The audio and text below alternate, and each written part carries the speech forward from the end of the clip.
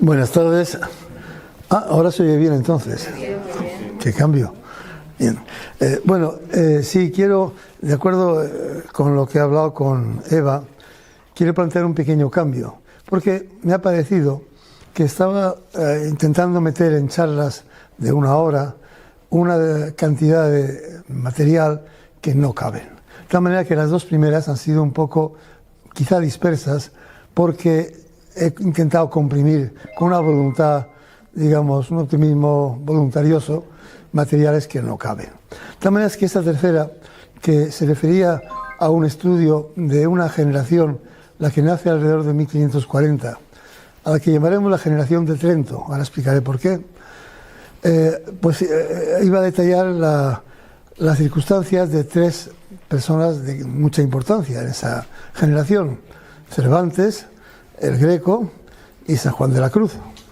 Bueno, me parece imposible. De tal manera que he propuesto, y le ha parecido bien a Eva, el que hoy daré solamente Cervantes y la introducción, y el próximo día daremos el Greco y Juan de Yepes, San Juan de la Cruz, con lo cual será un poco más soportable para todos. Así que empezamos, lo cual significa que la segunda y las dos siguientes que venían, que eran la crisis del siglo XVIII, se reducen a una, lo cual no cambiará mucho las cosas. Es más fácil. Empecemos con esta.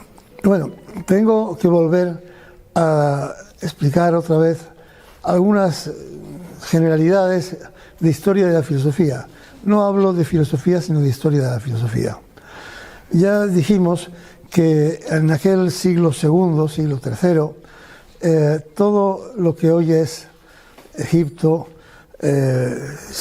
Palestina, Jordania, Irak, Turquía, hasta la frontera, hasta Persia, pero también todo lo que es el Mar Negro, Grecia, los Balcanes, todo ese mundo, primero, es de habla griega.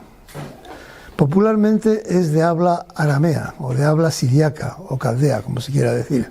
Son variantes. Eso es entre los campesinos, la gente más no urbana tiene ese habla aramea. O ya en los Balcanes o en Grecia no. Pero la gente urbana, que es una sociedad ya muy urbanizada, es de habla griega.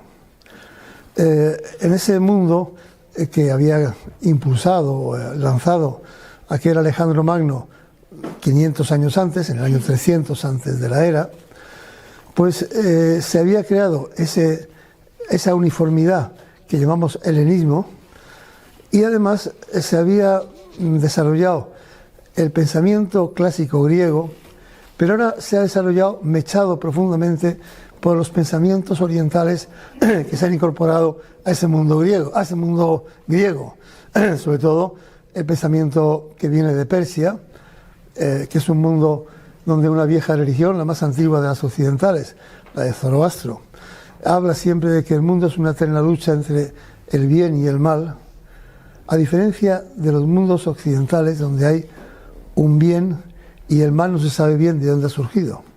El mundo persa sí, está claro, es el origen del mundo, es así.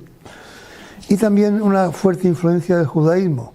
El judaísmo no es ya un grupo étnico ligado a una tierra, es un grupo disperso por todo el mundo romano, y como disperso, pues tiene una influencia importante. Digamos que, no sé si lo dije el otro día, Alejandría, la ciudad, la gran capital de la cultura de todo el Mediterráneo, se calcula que en aquella época 1/3 de la población es judía. No es tontería. Claro. De tal manera que la influencia es muy poderosa, a pesar de ser una religión minoritaria y un grupo muy minoritario. Y además en choque con el mundo helénico. A eso hay que añadirle que es el mundo del imperio de Roma.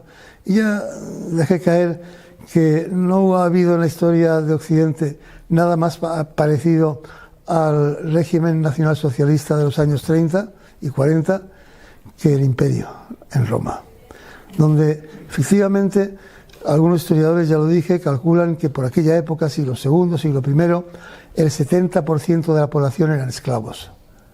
Solo un 30% tenían derechos. Y aun teniendo esos derechos, pudiendo ser juzgados por las leyes, por el derecho romano, los castigos, las penas eran brutales, también para los ciudadanos libres. Es decir, que era un mundo muy brutal en el que la idea generalizada es de que eso era imposible que se mantuviera y de que el mundo se iba a acabar enseguida, de que eso ya era el límite, no se podía ir a peor, así que el mundo se iba a acabar. Ese mundo del helenismo mechado pues desarrolló o mantenía la tradición cultural de la Grecia antigua.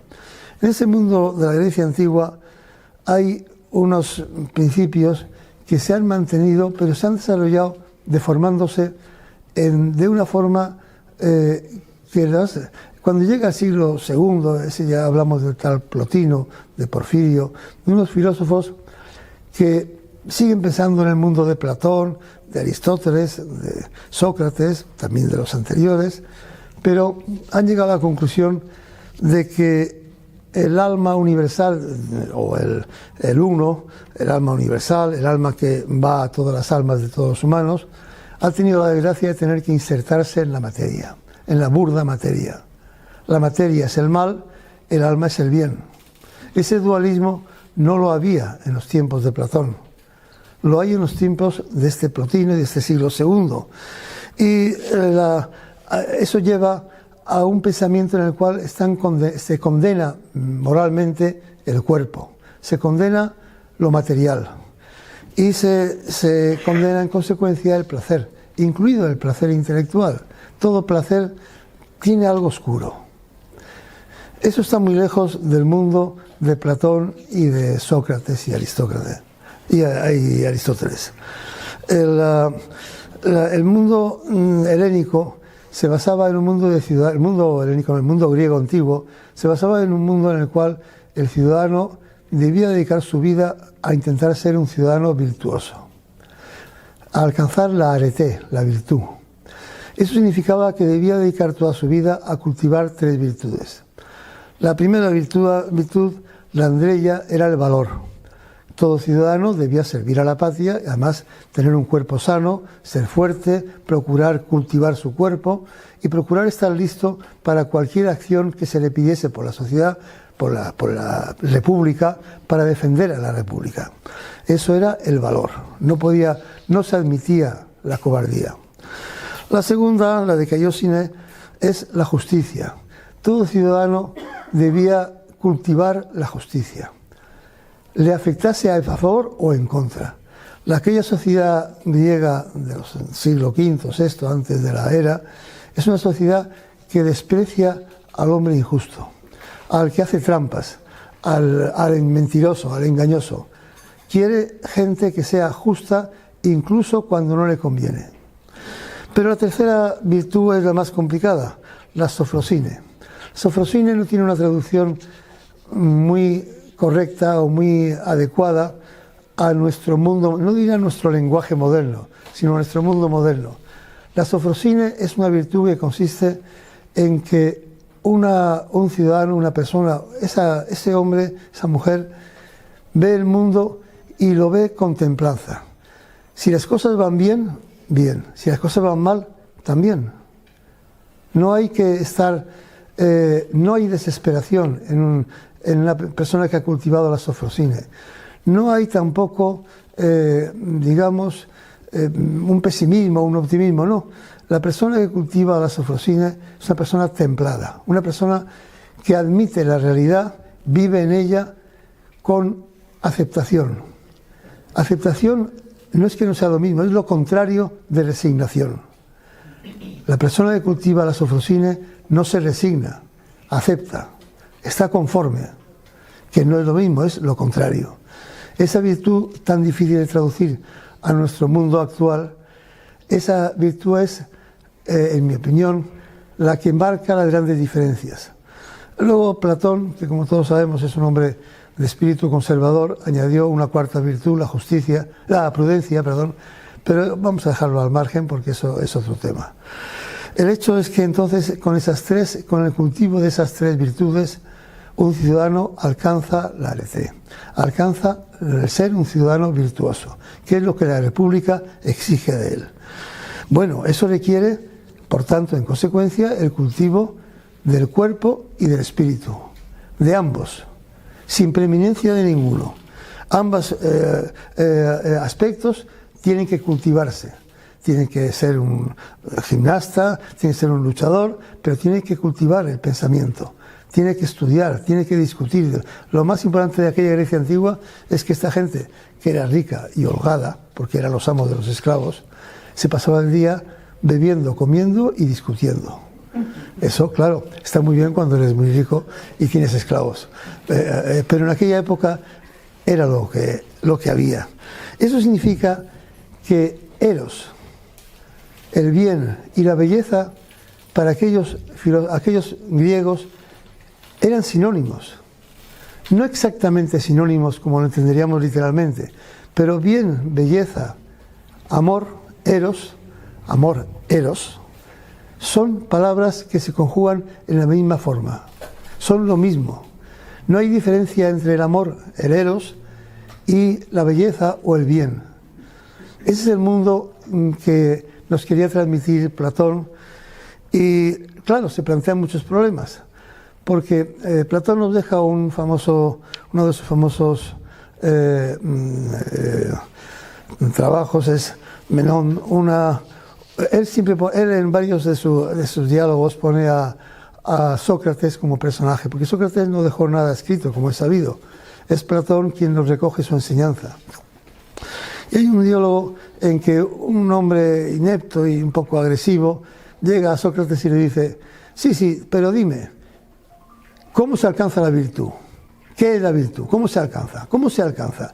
Y Sócrates le dice, usando lo que se hemos llamado luego método socrático: bueno, para responder eso, lo primero sería averiguar qué es la virtud, porque no podemos alcanzar nada si no sabemos lo que es.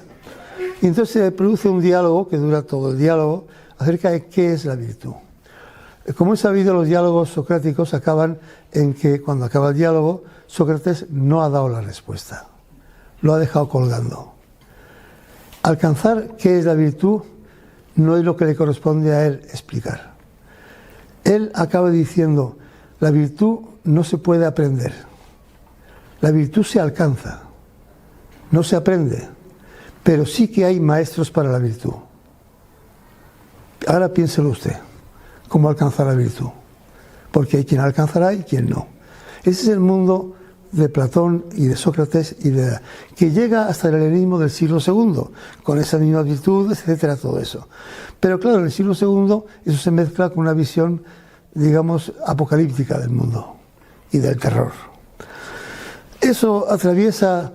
Hay que decir que estos conceptos de Edad Media y todo eso son conceptos decimonónicos del siglo XIX, de la historiografía del siglo XIX, cuyo valor hay que poner siempre en solfa.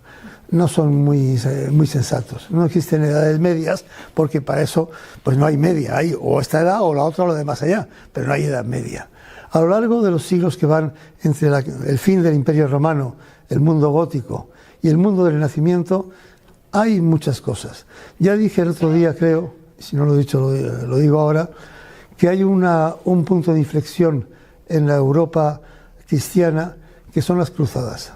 200 años de guerra en los que se pierde, el mundo cristiano pierde esa guerra, después de 200 años, cambia la mentalidad del mundo de Occidente, como también cambió la mentalidad del mundo árabe, del mundo musulmán, en el sentido de que aquellas cruzadas pertenecían a un mundo de aquellos caballeros medievales, caballeros que tenían unos principios que no son precisamente la arete, no son esos principios griegos, son la cristiandad, todo ese mundo que es muy diferente, pero tiene que ser así.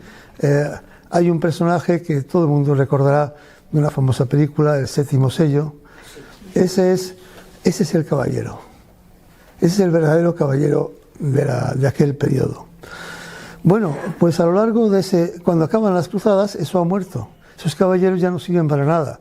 Los nobles empiezan a reclutar ejércitos de leva por un lado, pero mercenarios profesionales por otro. Los caballeros se transforman en unos tipos que se dedican a levantar levas para el servicio de guerra de los señores. Ya dije que hay un personaje, Falstaff, que recoge muy bien la imagen en lo que fueron a parar los caballeros medievales. fueron a acabar en un Falstaff tramposo, liante, y que, sin embargo, pues se dedica a eso, de encargo del Señor, a formar una leva de soldados entre los mozos de cada pueblo para ir a una guerra, en fin. Quizá una de las escenas mejores, en mi opinión, de la historia del cine es esa historia inicial de Campanadas a medianoche, en que los dos viejos hablan de sus recuerdos del pasado. Y eso es la mentalidad con la que se llega en esta época, en el siglo XV. Siglo XV ya ha escrito Dante lo suyo, ya hay una visión. Quiere decir que el humanismo no nace espontáneamente a final del siglo XV. A lo largo de siglos se va formando esa idea y las ideas siguen existiendo. Las ideas de la vieja Grecia siguen ahí y siguen desarrollándose. Pero hay muchas cosas que van cambiando. Hay un filósofo importante, Tomás de Aquino. Tomás de Aquino, pues, como es sabido, hace muchos estudios. Uno de ellos es una famosa, las 5 vías para demostrar la existencia de Dios.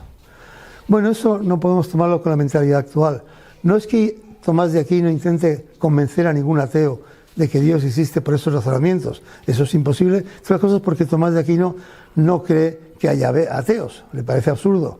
Entonces no intenta convencer. Lo que intenta es hacer notar que lo que es la fe se puede alcanzar, las verdades de la fe se corresponden con verdades de la razón, que no es lo mismo.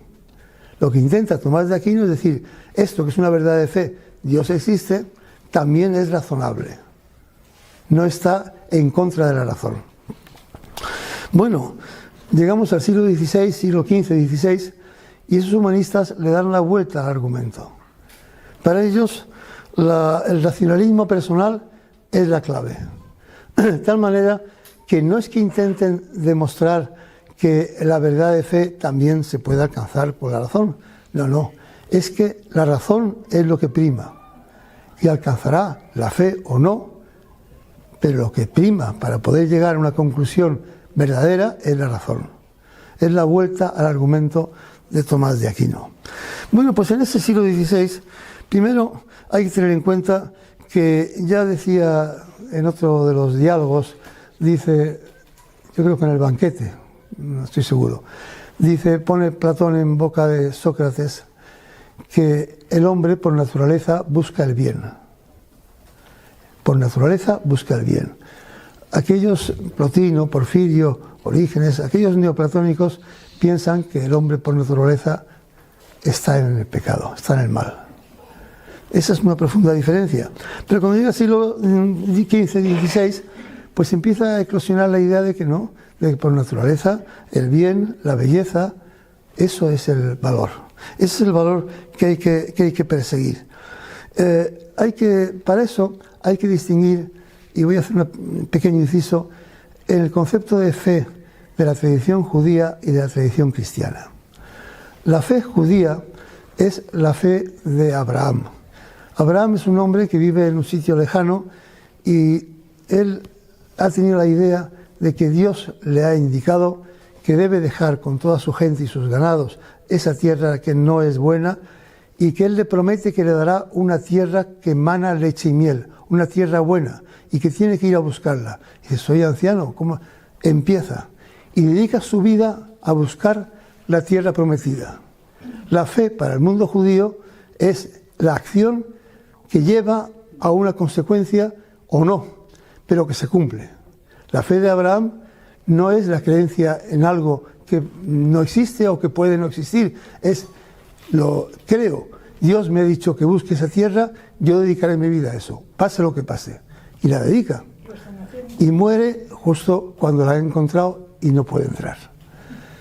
La fe cristiana es diferente. La fe cristiana nos viene de este Saulo de Tarso, para la historia del cristianismo, San Pablo, que dice, hubo un hombre que era elegido de Dios. Nunca en el Nuevo Testamento se dice que Jesucristo fuese Dios. Eso no aparece nunca en el Nuevo Testamento. Nunca. Eso es muy posterior. Sino que es un hombre Christos, el ungido. Christos en griego quiere decir eso, el ungido por Dios. Eso pertenece a una tradición también judía, la de los 36 justos. La tradición judía dice que Dios, al ver a la humanidad, se enojó y decidió destruirla. Y que entonces vio que había entre toda la humanidad 36 hombres que eran justos. Y que eran desconocidos, eran marginales. Uno era un zapatero, otro era un pescador, en fin, pero eran justos. Ellos cumplían con la ley, con la norma, eran gente buena. Y que en virtud de ver esos 36 justos, deciden no destruir a la humanidad. Y cada generación siempre hay 36 justos por los cuales Dios no acaba con una humanidad perversa. Es una tradición judía en la que se incluye ese Mesías, porque entre los justos uno alguna vez será el Mesías, el que ponga fin a todo ese ciclo. Y eso es lo que lleva a la idea original del cristianismo de que ese hombre, Jesús, ese es un ungido de Dios, un Cristos, ungido de Dios, uno de los justos, ellos sus seguidores, por cierto, todos judíos, claro, hasta 50 años después no hay seguidores de ese Jesucristo que no sean judíos. Pues en esa visión, en esa visión del mundo, este Saúl de Tarso, San Pablo, les dice, ese hombre murió como un justo para que Dios se apiadase de la humanidad, como un buen justo.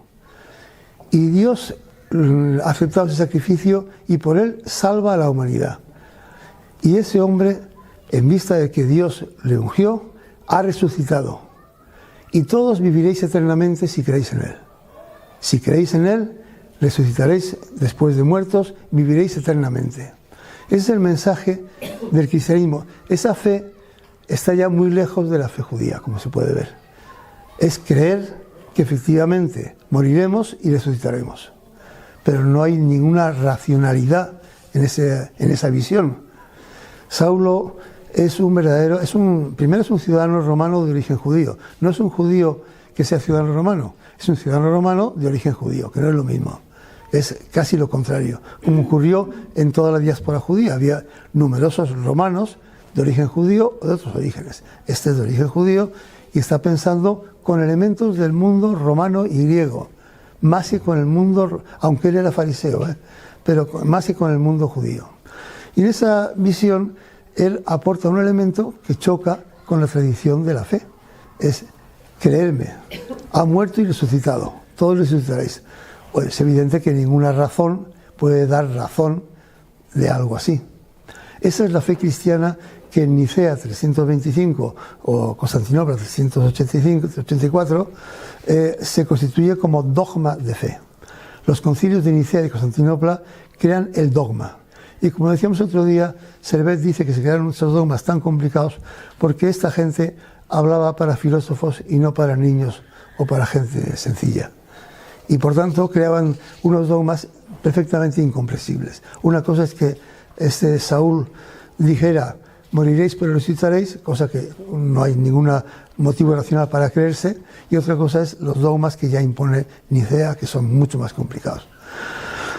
Bueno, pues hecha este paréntesis un poco complicado, vuelvo al tema. En el siglo XVI, efectivamente, eclosiona la búsqueda de la belleza, la búsqueda del cuerpo. La búsqueda del bien no se distingue de la búsqueda de la belleza. La búsqueda del ideal, del alma, no es una búsqueda diferente a la del cuerpo. Más aún, es un mundo profundamente erotizado. Quien haya leído Decamerón le parecerá que esa obra no es precisamente muy espiritual, pues sí es espiritual. Sí lo es. Sí lo es. Tiene un contenido fuertemente de pensamiento y de un pensamiento profundo. Pero es una obra, hombre, pues hay que reírse a veces y a veces de otra manera también. Ese mundo del Renacimiento contiene esas ideas, pero también tiene la necesidad de buscar esa belleza. Las tres virtudes vuelven a surgir. La andreia, el valor que se pide a todos los ciudadanos, se pide la justicia, hay que ser justos, y se pide la sofrosine, hay que ser una persona armónica. Todos esos pensadores, pero también La gente de cultura, del Renacimiento, está imbuida profundamente de que la arete, la virtud, es el objetivo. Y la virtud requiere, una vez más, como antiguamente, educar el alma, educar el cuerpo. Ser soldados, si hay que defender la patria o la religión. En fin, ese mundo vuelve a tomar esa realidad continua. Bueno, pues esa es la imagen con la que llegamos a esta época. Esto no es baladí. Ahora, cuando entremos en el caso de Cervantes, y el próximo día, si es así que lo hacemos, en el de Juan de Yepes y en el de El Greco, veremos el valor de esas virtudes en estos ciudadanos. Vamos a pasar entonces a lo que hemos llamado, no sé si esto ha quedado unos conceptos más o menos claros, del mundo sobre el cual se construye el neoplatonismo y el Renacimiento. Lo que es lo que se llamó entonces el humanismo, que todavía sigue dando el humanismo, porque el centro no es Dios, es el hombre. Ese centro que es el hombre no elimina a Dios, pero es un objeto de la razón.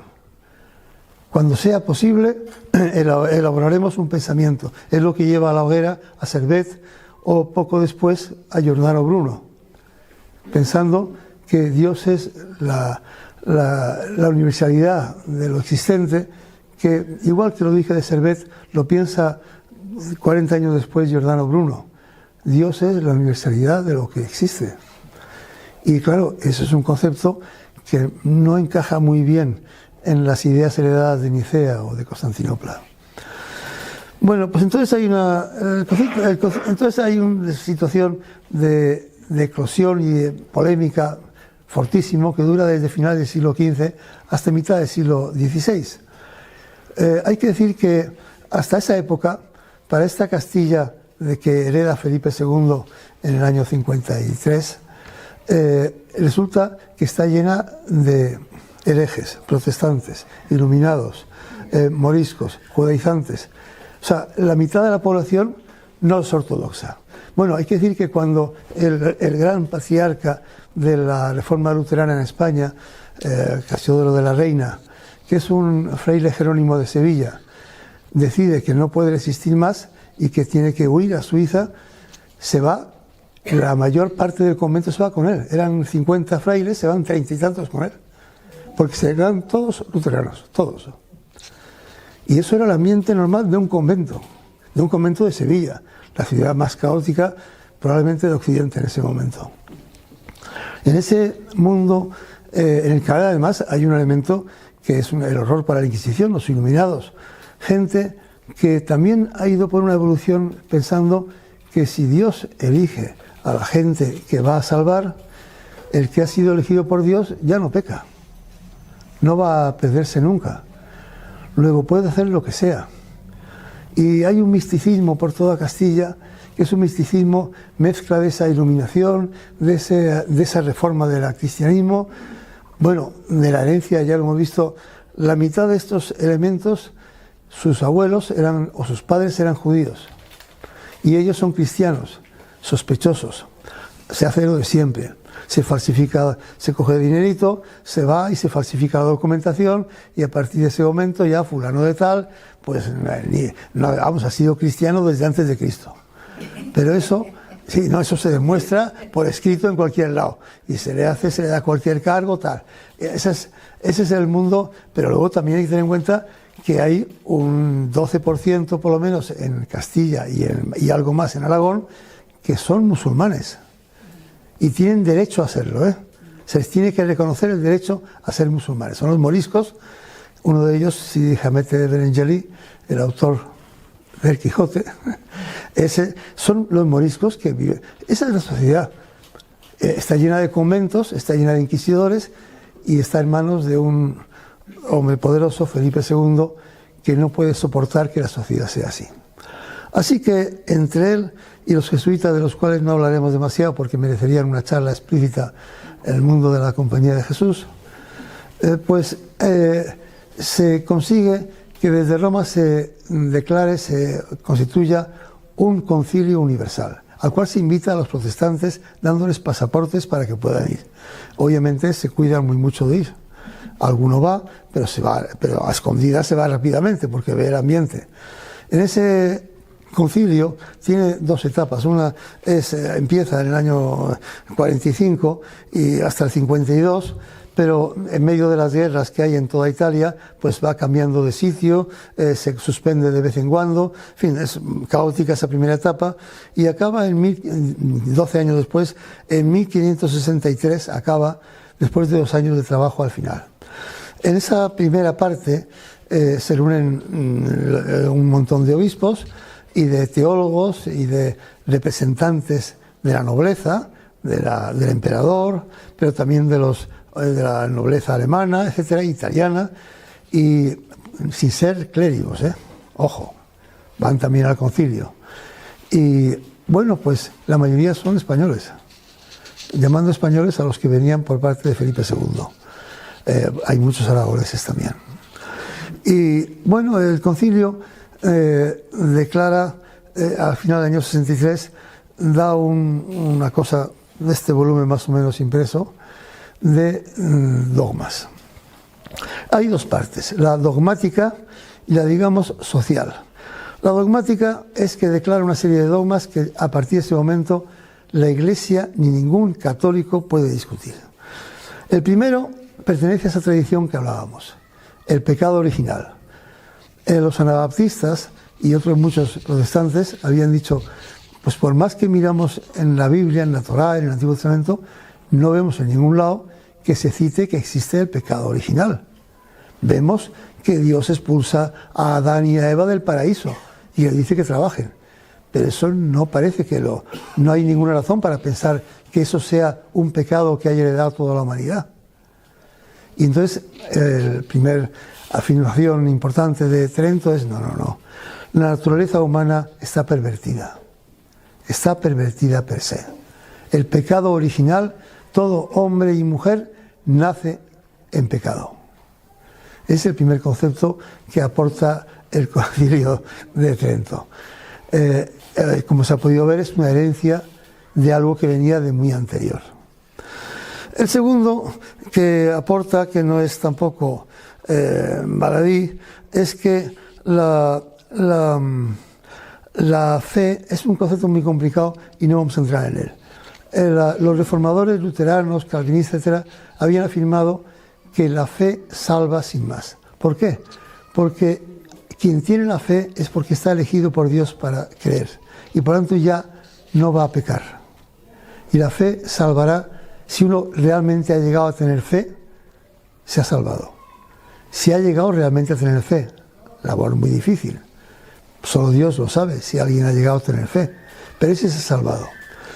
Y Roma dice, no, eso es muy cómodo, porque tenemos un sacramento que ninguna confesión protestante admite, que es la confesión, que es usted ha pecado, pero si usted se arrepiente y nos lo cuenta, ya no ha pecado.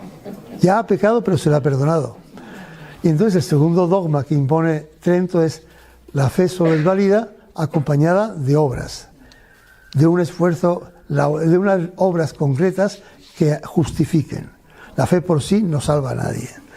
No entramos más en eso porque es una discusión complicadísima que, como decía Servet, estos hablan para filósofos y no para niños y para la gente normal. La tercera cosa es metafísica. Se ha instituido la misa, el sacerdote consagra un pan y un vaso de vino, y Trento afirma, ese pan y ese vino ya no son ni pan ni vino, son cuerpo y sangre de Jesucristo. Jesucristo no es el hombre, es el cuerpo universal de los creyentes, etcétera, todo eso. Pero es cuerpo y sangre ya. Bueno, eso que no lo toma en serio ningún protestante, ninguno absolutamente. Bueno, yo creo que no lo toma en serio tampoco ningún cristiano, pero lo acepta, dice, oye, de acuerdo, no lo puedo entender, pero de acuerdo, que es la fe cristiana. No lo entiendo, pero de acuerdo. Ya veremos el próximo día lo que es la fe para San Juan de la Cruz, que es muy diferente. San Juan de la Cruz nos dirá, no, ya lo diré. No vamos a adelantar. La tercera cosa que impone es Trento, es que existe el purgatorio. Un pecador que no ha pecado demasiado, pues solo tiene que pasar unos cuantos cientos o miles de años quemándose en el purgatorio para purificarse. Concepto que permitía vender bulas. O sea, si usted paga a la Iglesia, le ahorramos 200 años de purgatorio. Eso es lo que se levantó Lutero contra eso. La primera cosa que se levantó Lutero es: no pueden vendernos el purgatorio, que es cosa de Dios. Bueno, más aún, no hay purgatorio. O usted va al cielo o usted va al infierno. No hay más. Y Trento se ve obligado a decir: no. Aquí lo del purgatorio no se discute. que nos va mucho en eso. Y impone el purgatorio. La cuarta es la más compleja, pero no entraremos en ella. Es el concepto trinitario. Dios Padre, Dios Hijo, Dios Espíritu. Ese es un concepto tan complejo que no vamos a entrar en él, y que Trento exige que se acepte sin más, que son lo mismo, el mismo Dios, pero en tres personas, ¿vale? Eso es lo que algunos reformadores, pero los peligrosos, Servet, Bruno, van a negar esa posibilidad. Y a los que hace que todos los musulmanes vean a los cristianos diciéndoles: ustedes creen en tres dioses, eso no puede ser. Es una polémica, y los judíos no digamos, esto no tiene sentido. Pero eso lo impone también como dogma. O sea, eso, lo aceptas o no eres cristiano. Aceptar puede ser que te lo creas o no, pero lo aceptas. Y luego el más importante que acepta como dogma es que crea una profesión de fe, parecida a la del Concilio de Nicea, mejorado por el Concilio de Constantinopla. Creo en Dios Padre Todopoderoso, tal. Esa hace una nueva, y todo cristiano católico debe atenerse a esa profesión de fe. Eso en cuanto al dogma. Bueno, peccata minuta, porque eso solo Dios sabe si te lo has creído o no. El señor obispo, el señor cura, no es quien para juzgar si te has creído que el vino es la sangre de Cristo o no. Pero lo más importante es que el Trento hace una reforma profunda de la sociedad católica. Hace una reforma en varios sentidos. El primero es que vuelve a la doctrina de los santos y las reliquias. Ahí también hay mucho dinero, ojo. Los santos no hay ningún dinero, pero las reliquias hay mucho, que se vendían por muy buen precio. Ya digo que una de las cosas que le afean a Felipe II es que gastó millones de ducados en mandar frailes a recorrer toda Europa y todo el mundo cristiano para recoger reliquias de un dedo de un santo en Polonia o en Creta. Y eso pues había que pagarlo. Y eso, el concilio lo que afirma es que los santos merecen una consideración, las imágenes deben venerarse. Sabido, no sé si todo el mundo conoce el mundo protestante, el mundo europeo, luterano, etcétera, pero no hay imágenes, no se veneran santos, se les tiene consideración a un santo, bueno, se les tiene consideración, pero no se hace veneración de un santo. Trento lo impone. Lo segundo que hace es algo importante, es el principio de autoridad. Hay una escala, está el pueblo llano, está el clero, están las órdenes, están los obispos y está el Papa. Y hay una pirámide, y esa pirámide tiene lo que se llama el principio de autoridad. Lo que dice el de arriba se lo tiene que aceptar el de abajo, y no hay discusión. No se discute.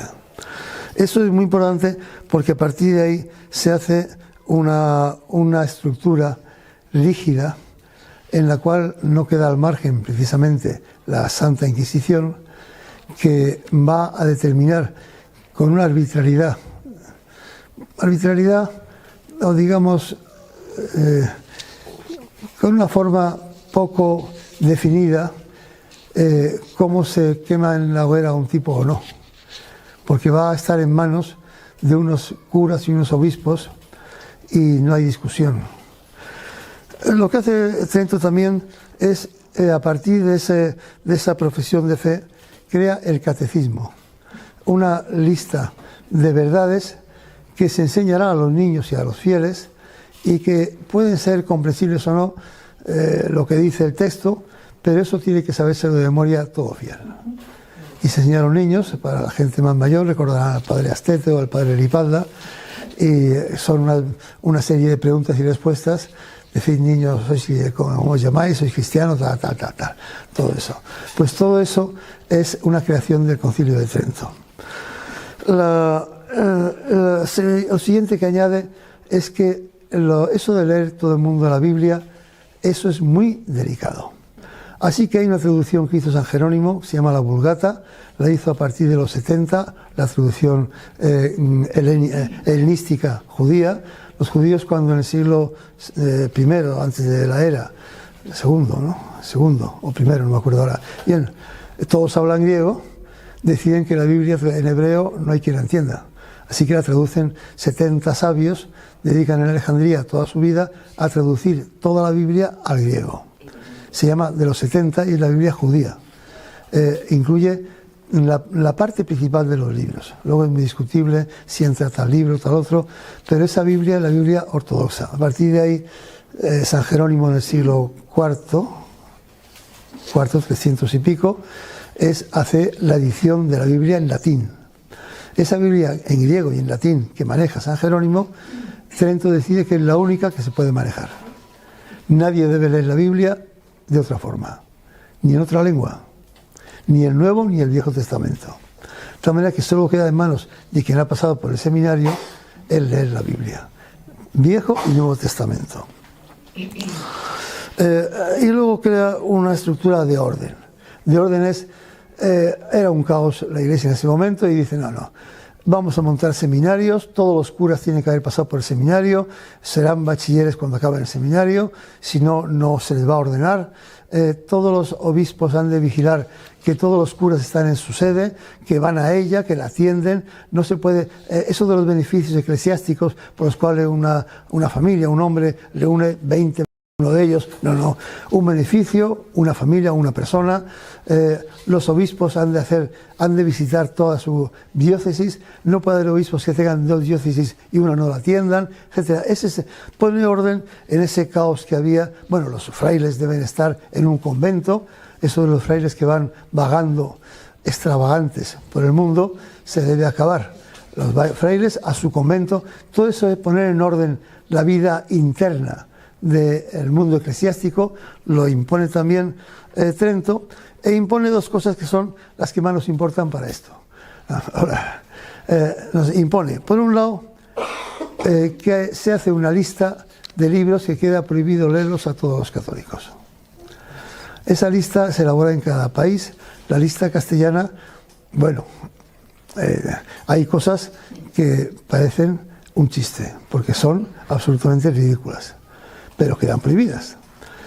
Bueno, hasta la época actual, el índice, que yo no sé si existe todavía jurídicamente, pero el índice incluía Sartre, Jean-Paul Sartre, Opera Omnia, cosas así. O sea, eso para los católicos, hasta hace unos años, no sé si todavía se mantiene, está prohibido leer ninguna obra de Sartre. Ojo, digo de Sartre, de Jean-Paul Sartre. Jean-Paul Sartre. Sí, eso está en el índice Opera Omnia. Sí, claro. Bueno, en aquella época estaban todo lo que podías encontrar que no gustase. Y luego lo que hace es dar unas normas, dedica un buen capítulo, bastante largo, varios folios, a unas normas de arte. Para la pintura, para la arquitectura, para la música, para la poesía, para la literatura, para el teatro.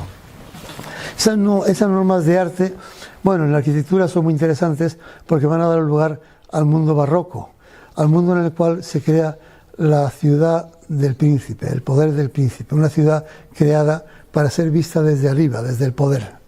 Pero eso no nos interesa ahora. La arquitectura renacentista no es así, es un ágora. No es la ciudad del príncipe. Lo que nos importa es, bueno, tampoco vamos a entrar en la literatura, sino en la pintura. Impone una pintura en la cual el pobre fiel que entra en la iglesia vea el sufrimiento, el dolor de los santos, cómo los santos han sido masacrados, cómo el sufrimiento y el dolor es lo que les ha dado la salvación. Esa es la imagen que impone Trento para la pintura.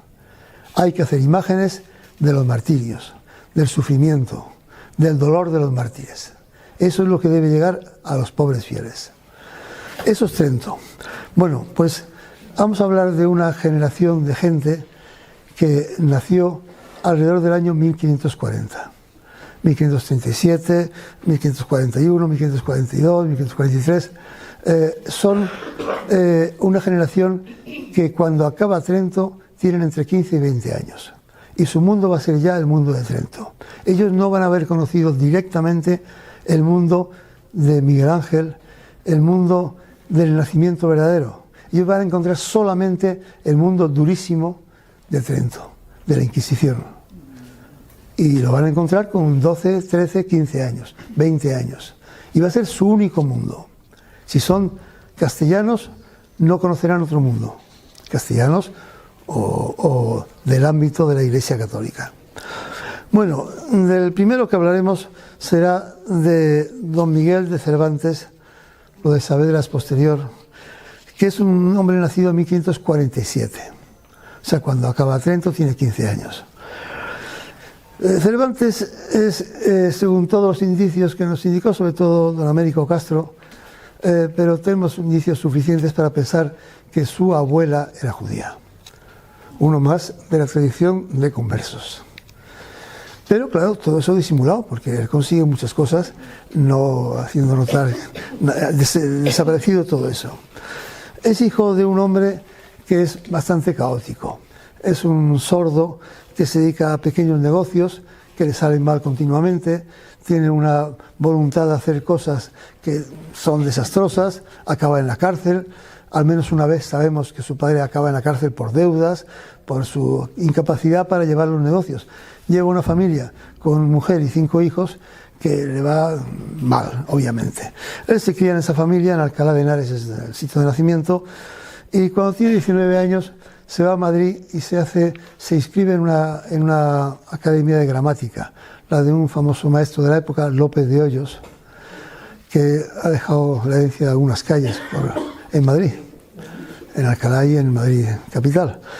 Es el maestro de gramática y a partir de ese momento entra en el desastre, porque ese joven de 19 años descubre el teatro, la farándula, descubre un mundo de locos en el cual hay un montón de gente dedicada a hacer teatro, a montar unas obras, escena y inventar unas fábulas que se representan y a escribir poesía.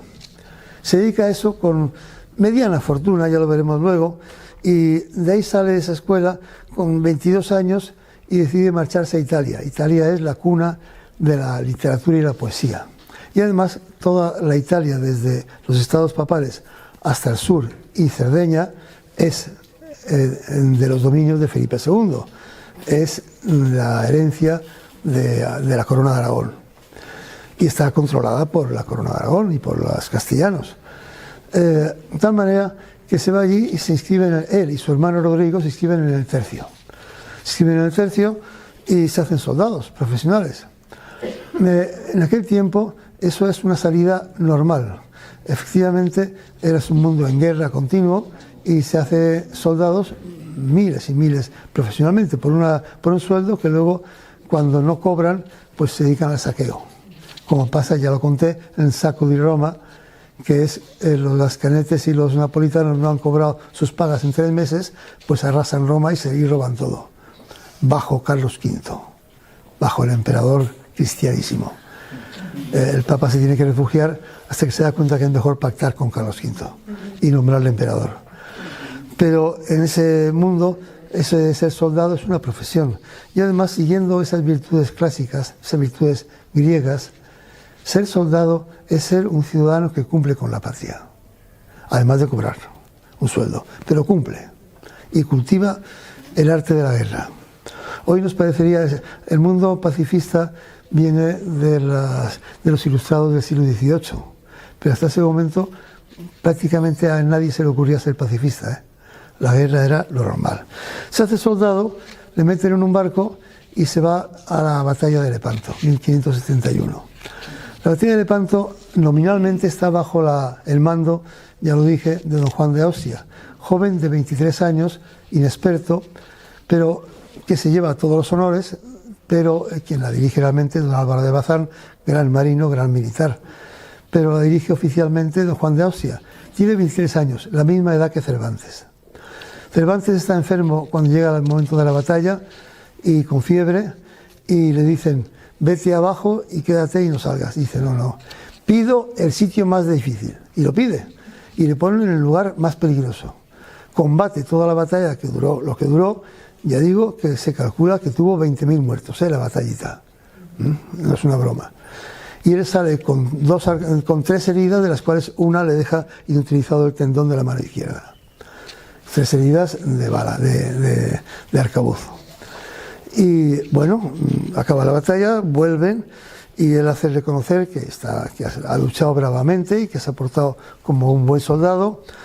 Y bueno, está en Nápoles con su hermano, y ahí se pasa hasta el año 73, se pasa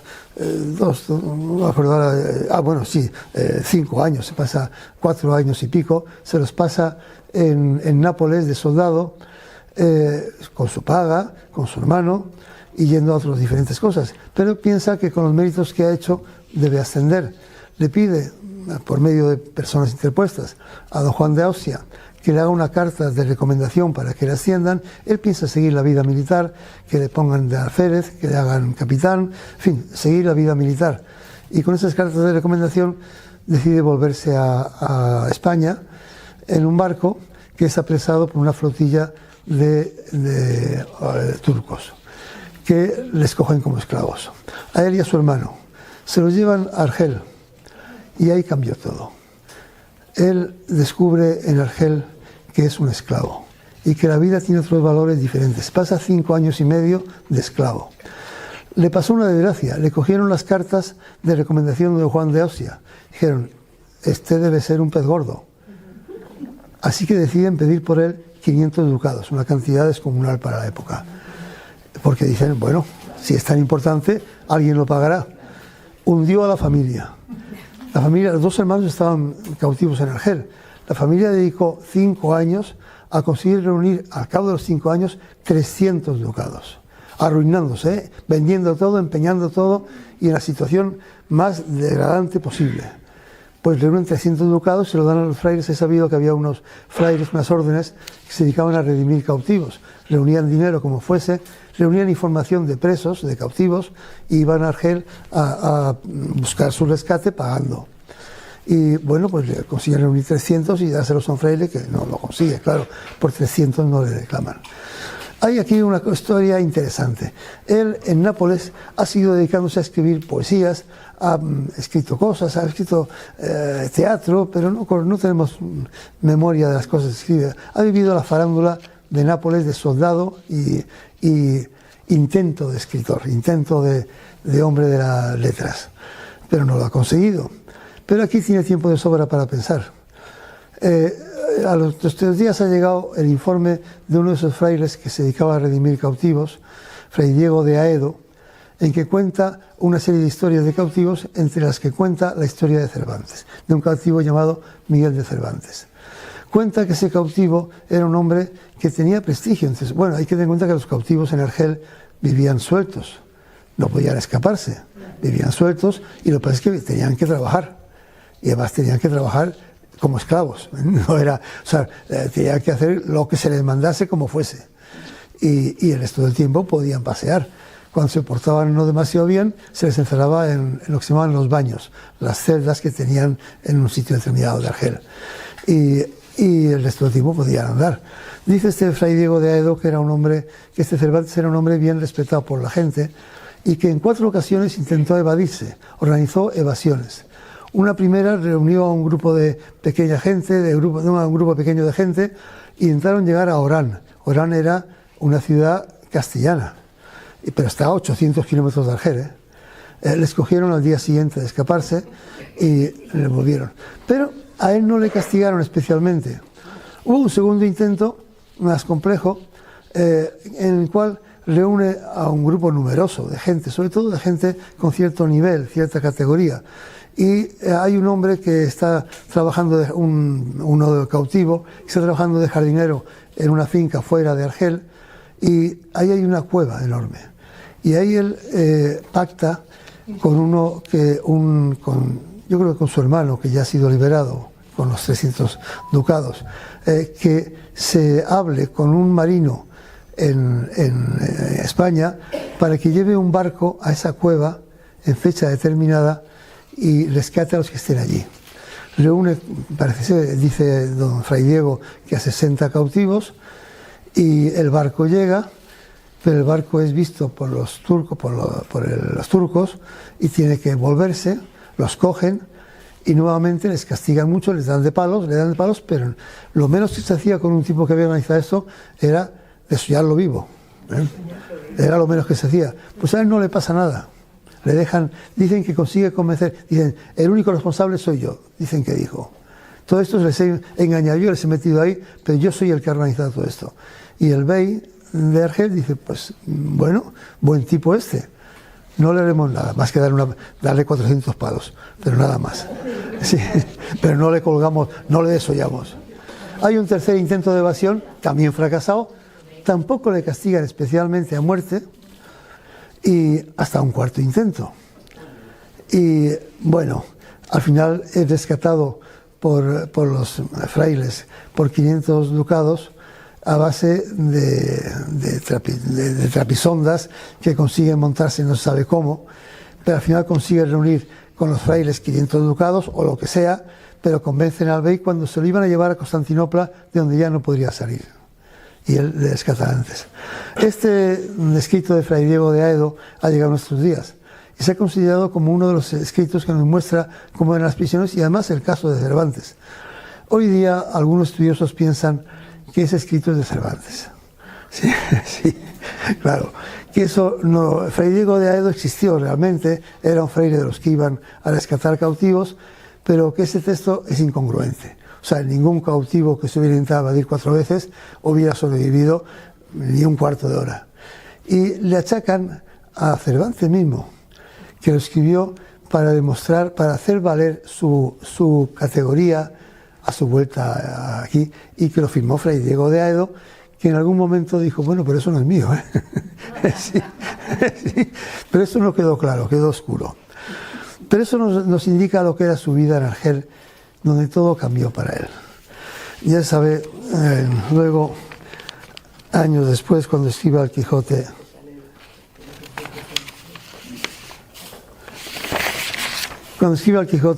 en uno de esos diálogos que tiene el Quijote, dirá aquello tan célebre de la libertad, Sancho, es uno de los más preciados dones que a los hombres dieron los cielos.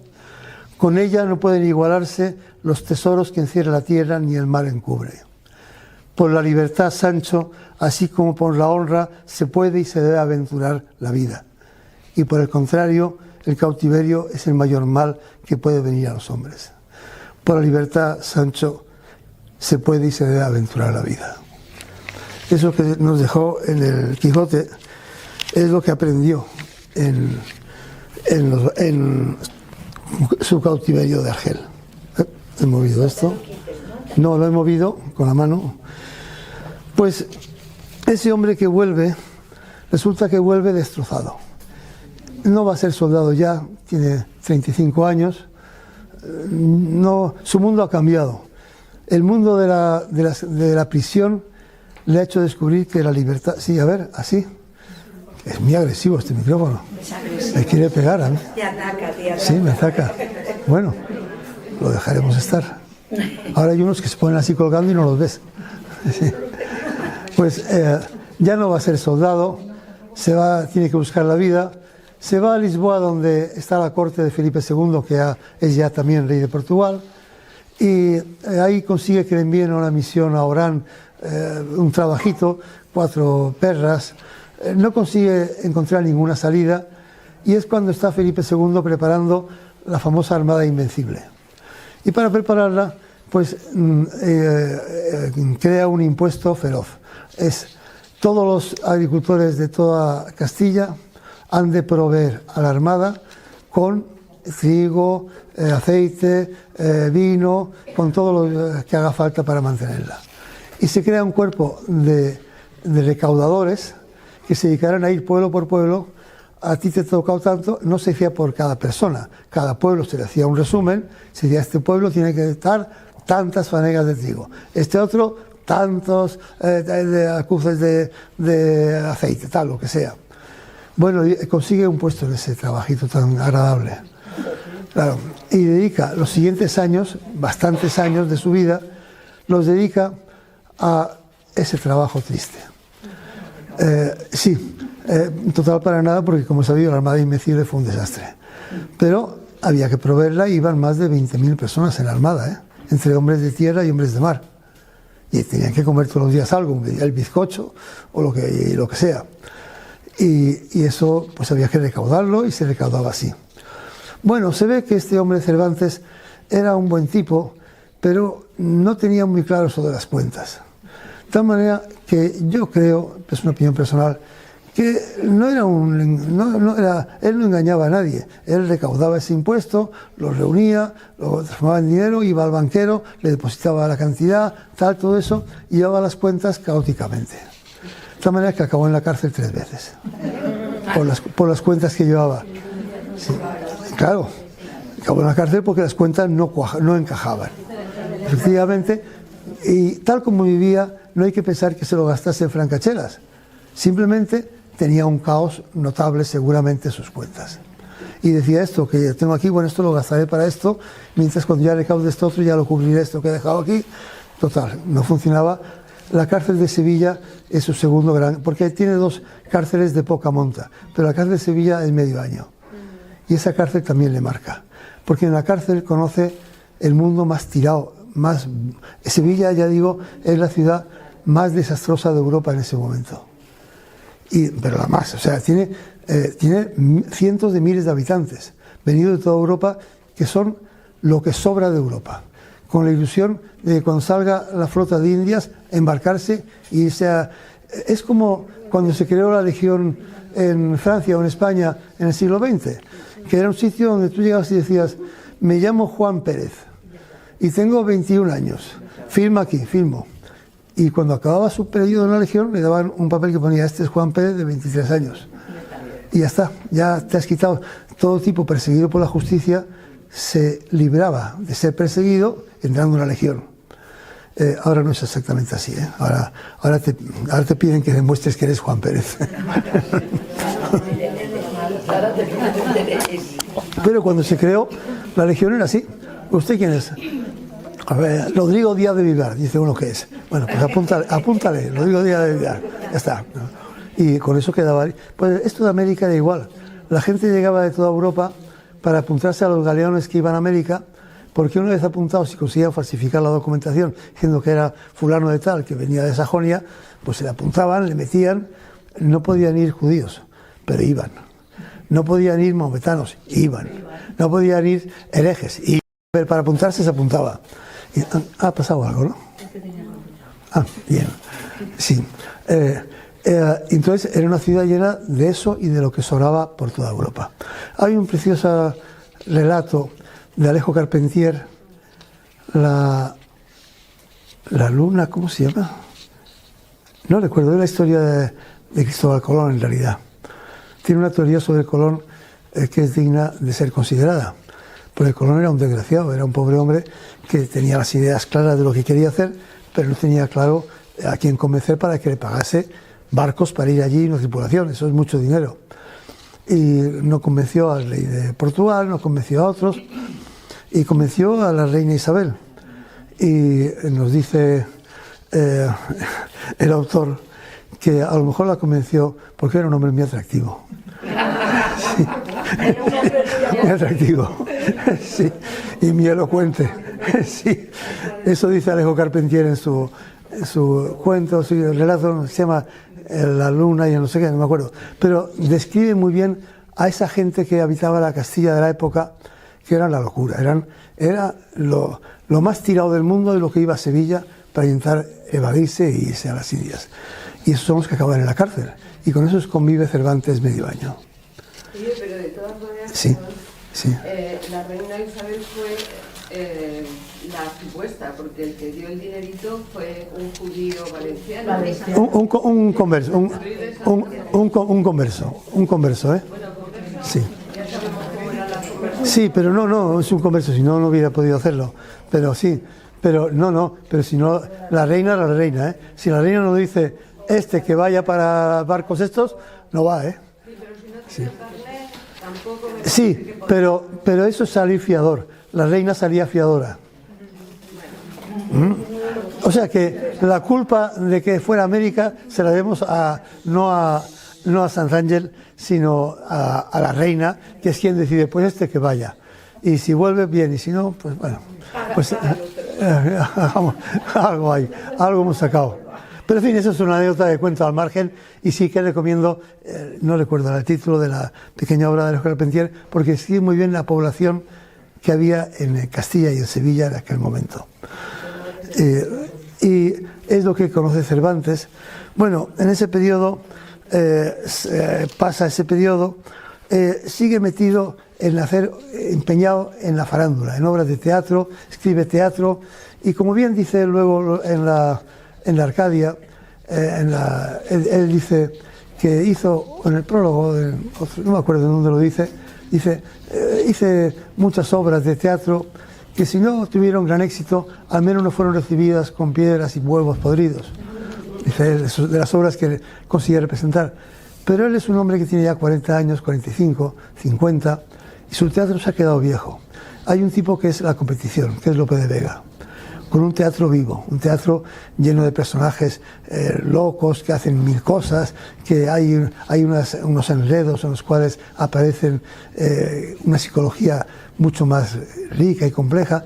El teatro de Cervantes se ha quedado viejo, y el teatro se ha quedado en el mundo antiguo. Él lo sabe, es consciente, y sabe que Lope, con quien se lleva francamente mal, a pesar de que coinciden en las tertulias literarias y en los salones y en los bares, en las tabernas, etcétera, coinciden. Sin embargo, él sabe que Lope es un teatro mucho más avanzado, mucho más rico que el suyo. Él hace aquellos entremeses, de los cuales la cárcel le da mucho material para escribirlo.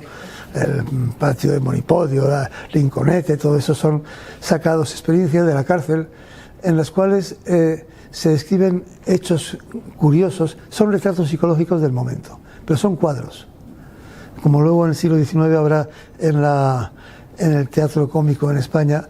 Son cuadros, representan un instante, una broma, una tal. El diálogo de los perros es más brutal, en fin, eso es lo que va escribiendo, con mayor o menor éxito, pero no mucho.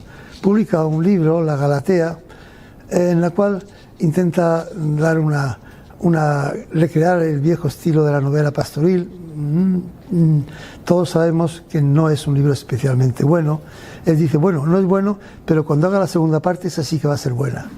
Sí, lo dice convencido porque está empeñado, dedica el resto de su vida a hacer la segunda parte, demostrando que esa segunda parte sí es buena, que él sabe que la primera no es tan buena como él quisiera. Hace mucha poesía, pero la poesía que hace, pues también lo sabemos.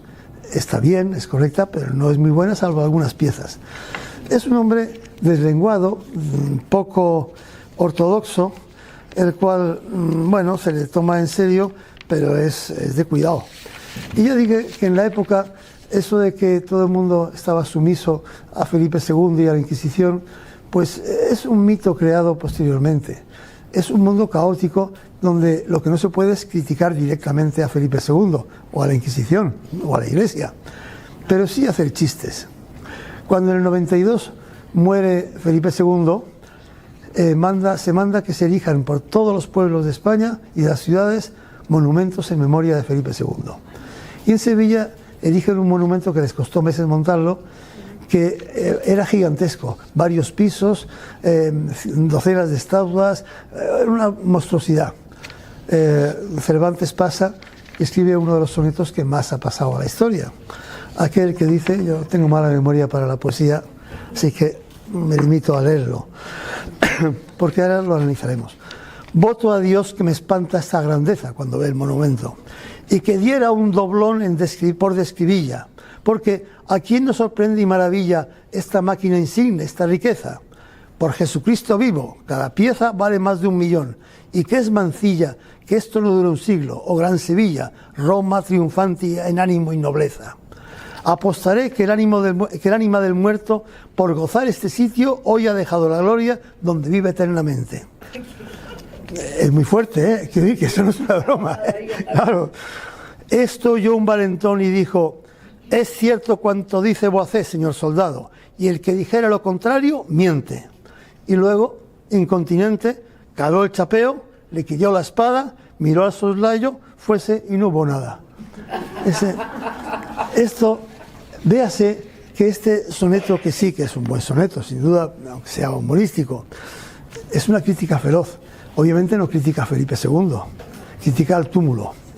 Yo creo que todo el mundo lo entendía en la época. Y que decir voto a Dios que me espanta esta grandeza es una expresión que ahora la consideramos una expresión de época, no, es una expresión tabernaria, ¿eh? Decir voto a Dios que me espanta esta grandeza, eso es una frase de soldados en la taberna. Eso no se dice en un palacio. En un palacio se dice, se habla de otra manera. Que diera un doblón por describir, un doblón. Eso, vamos, es una... Y por Jesucristo vivo, cada pieza vale más de 1.000.000. Bueno, esas cosas son irreverentes. Pero no hay por dónde cogerle. Que no hay por dónde cogerle. Por esto no se le puede fusilar a un tipo. Claro, legalmente. Sí. Bueno, ese es el mundo de este hombre que sigue empeñado en que él tiene que ser ese hombre de letras que sabe lo que está haciendo, lo que piensa. Estoy perdido. Bueno, en ese momento él ya mayor, bueno, pasa a tener otro oficio, que es alcabalero. Alcabalero había unos impuestos que se pagaban y que todo el mundo procuraba eludir. Eran impuestos municipales, la alcabala. Y entonces quedaban atrasados. El Tribunal de Cuentas de la época se dedicaba a calcular todo el mundo que lo tenía atrasado. Y entonces envía a unos agentes a cobrar los atrasos.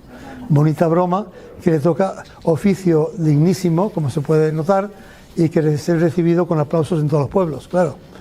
Pues es lo único a lo que consigue agarrarse para comer todos los días. En ese interín, él, que es un hombre solo, ya empieza a ser mayor, su hermana Andrea, que le cuida, le protege a toda costa, decide que no está bien eso, que tiene que casarse.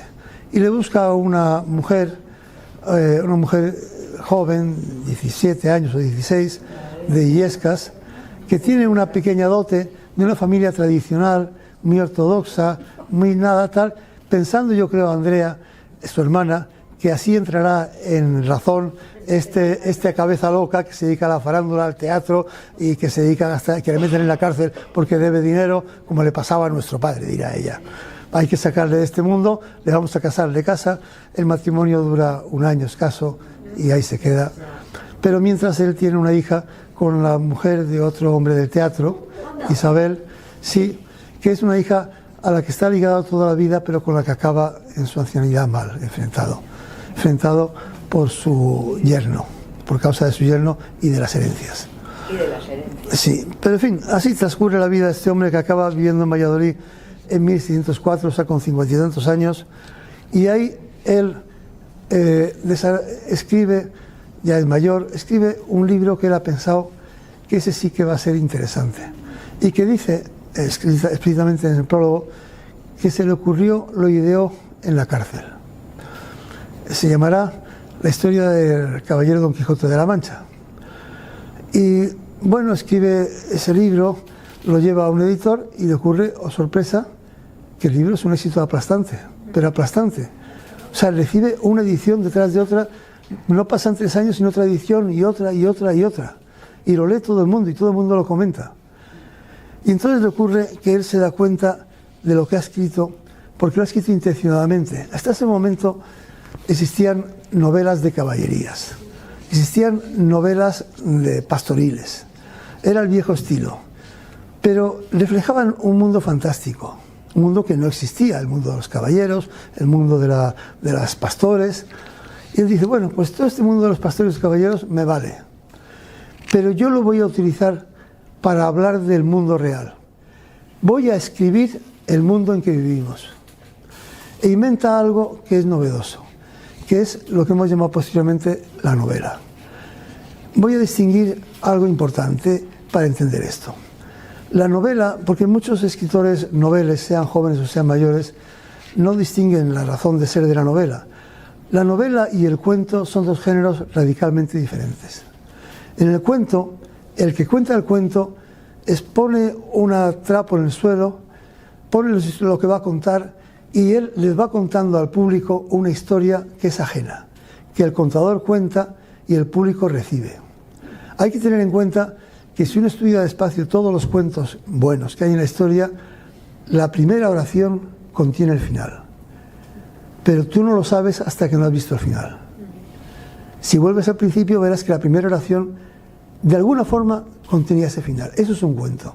Eso nos lo enseña Borges, gente así. Borges escribió un libro precioso, la literatura oral europea, donde nos cuenta la génesis del cuento, de la poesía y de la novela en Occidente.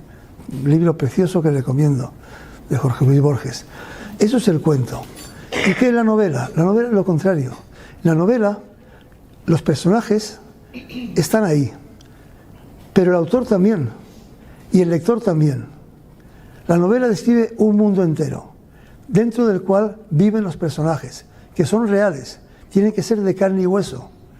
Y además, pásmate, lector, tú estás metido dentro. Tú estás siendo una parte más de lo que estás leyendo. Y el autor es también una parte de eso. No hay un autor ajeno. El autor es parte de eso.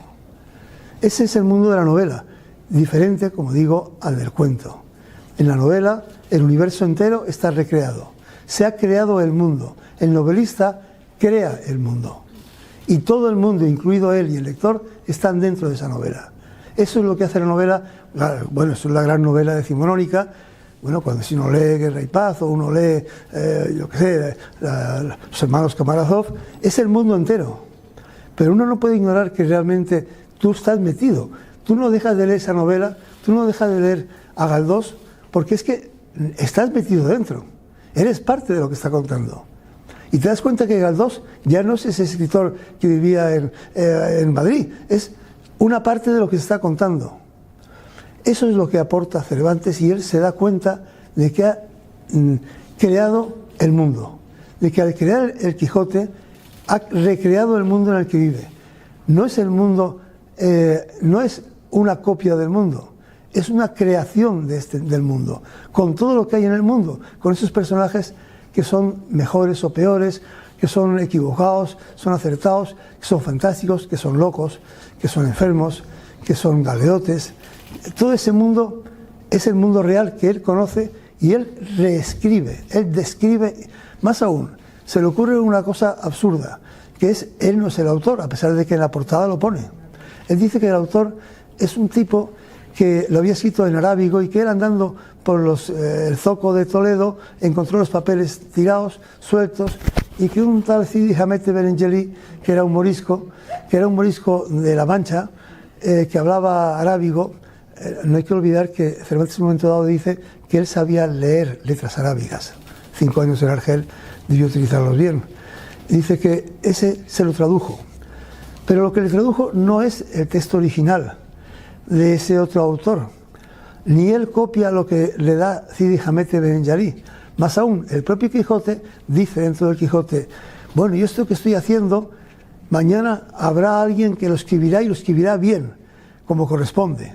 Claro, o sea, tenemos otro autor más, que es el propio Quijote, que se considera autor de lo que está contando. Ese juego es lo que crea, lo que hace que se cree la magia de una novela. ¿Dónde está el autor? Está dentro.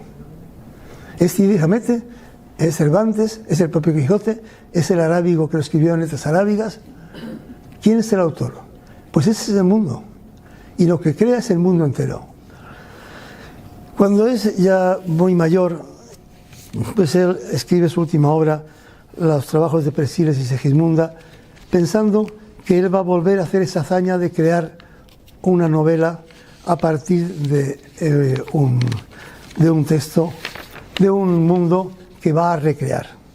Y entonces al Persiles, ya en 1615, le escribe un prólogo que, como es muy breve, yo soy muy mal lector, pero voy a leer porque es clave para entender esto. Para lo cual usaremos las gafas de leer, para no decir más sandeces. Dice en el prólogo del Persiles: sucedió pues, lector amantísimo, que viniendo otros 2 amigos y yo del famoso lugar de Esquivias, es la casa de su mujer, pero no lo cita, por 1000 causas famoso, uno por sus ilustres linajes, otro por sus ilustrísimos vinos. Está haciendo una broma con la familia de su mujer, como se puede. Claro, pero en fin, sigo el texto y ya no interrumpo más. Sentí que a mis espaldas venía picando con gran priesa uno que, al parecer, traía el deseo de alcanzarnos, y aún lo mostró dándonos voces que no picásemos tanto. Esperámosle, y llegó sobre una borrica un estudiante pardal, porque todo venía vestido de pardo: antiparras, zapato redondo, espada con contera, balona bruñida, esa tela que llevan aquí, y con trenzas iguales. Verdad es que no traía más que 2. La balona, esa tejido que se ponía cubriendo a partir del cuello, tenía las trenzas, más de 2, porque se le venía a un lado la balona por momentos, y él traía sumo trabajo y cuenta de enderezarla. Llegando a nosotros dijo: vuesas mercedes van a alcanzar algún oficio prebenda a la corte, porque allá está su ilustrísima de Toledo y su majestad, ni más ni menos, según la pieza con que caminan, que en verdad que a mi burra se le ha cantado el Víctor de caminante más de una vez. A lo cual respondió uno de mis compañeros: el rocín del señor Miguel de Cervantes tiene la culpa de esto, porque es algo que pasilargo. Apenas hubo oído el estudiante el nombre de Cervantes, cuando, apeándose de su cabalgadura, cayéndosele aquí el cojín y allí el portamanteo, que con toda autoridad caminaba, arremetió a mí y, acudiéndome a asirme de la mano izquierda, dijo: sí, sí, este es el manco sano, el famoso todo, el escritor alegre y finalmente el regocijo de las musas. Yo, que en tan poco espacio vi el grande encomio de mis alabanzas, parecióme ser descortesía no corresponder a ellas, y así, abrazándole por el cuello, donde le eché a perder a todo punto a la balona, le dije: ese es un error donde han caído muchos aficionados e ignorantes. Yo, señor, soy Cervantes, pero no el regocijo de las musas, ni ninguno de las demás baratijas que ha dicho vuesa merced. Vuelva a cobrar su burra y suba, y caminemos en buena conversación lo poco que nos falta de camino.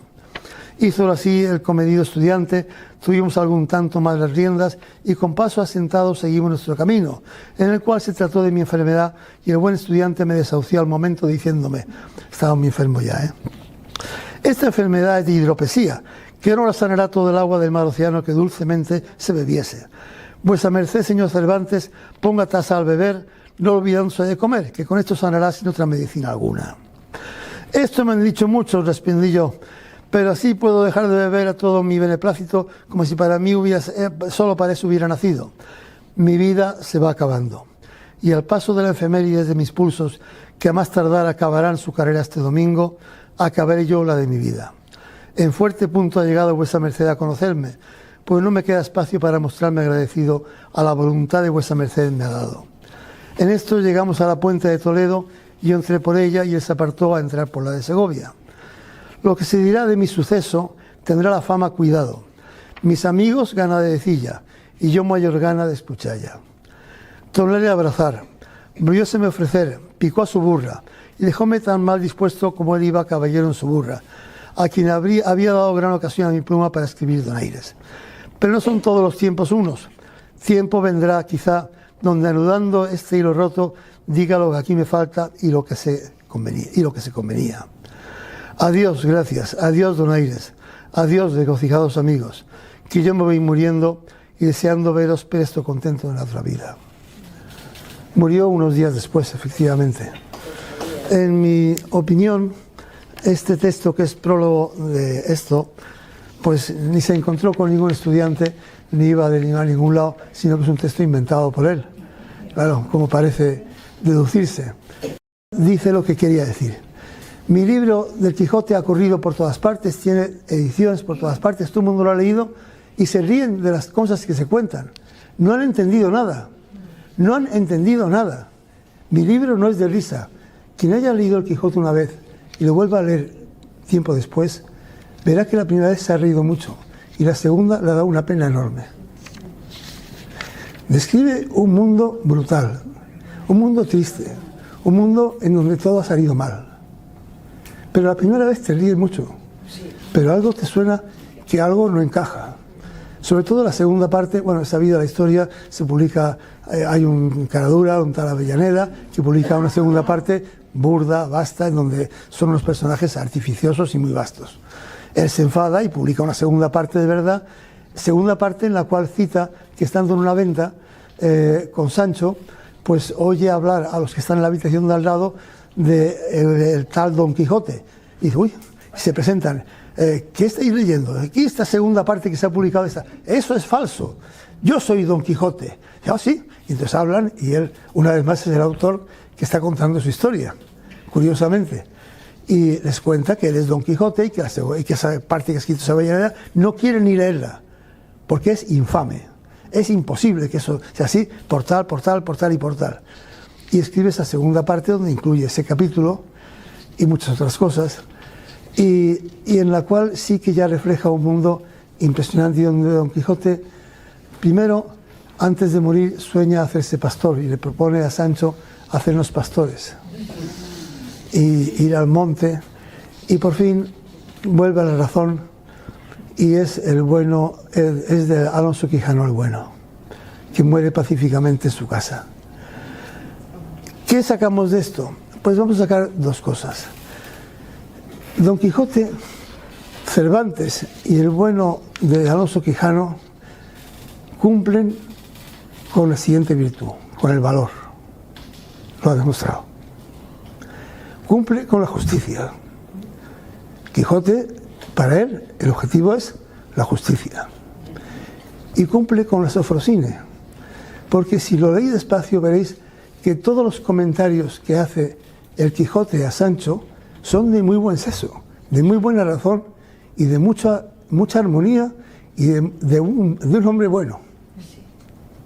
En cambio, cuando se enfrenta a no sé quién y hace tal o cual locura, pues son bobadas, o no.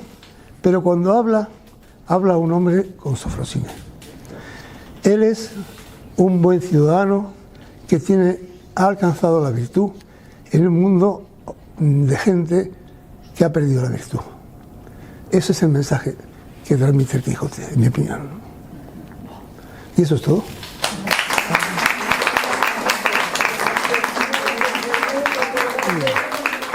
Muy bien.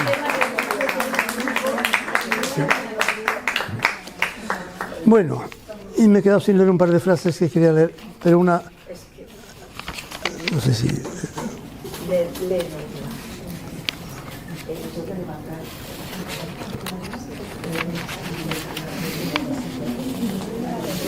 Dice, en esa misma visión helenística, dice, en la segunda parte está este trozo.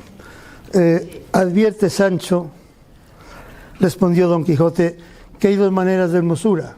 Porque le dicen, usted le dice Sancho, ay mi señor, que mire que es feo usted. Y dice, advierte Sancho que hay dos maneras de hermosura, una del alma y otra del cuerpo. La del alma campea y se muestra en el entendimiento, en la honestidad, en el buen proceder, en la liberalidad y en la buena crianza. Y todas estas partes caben y pueden estar en un hombre feo. Y cuando se pone la mira en esta hermosura y no la del cuerpo, suelen hacer el amor con ímpetu y con ventajas. Yo, Sancho, bien veo que no soy hermoso, pero también conozco que no soy deforme.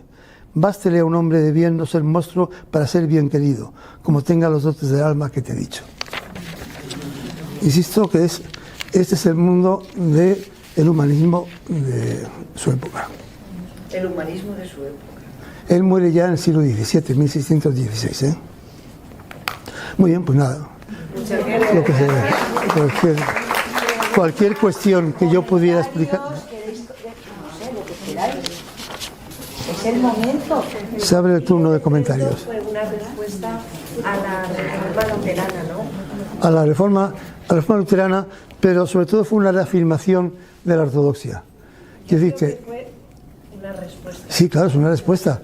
Se invita a los protestantes a ir. De hecho, a las primeras sesiones aparece alguno, pero porque es en Trento, que está al lado de la frontera. Se llama la contrarreforma, ¿no? Porque Sí, sí. Trento es una ciudad al lado de Austria, ¿eh?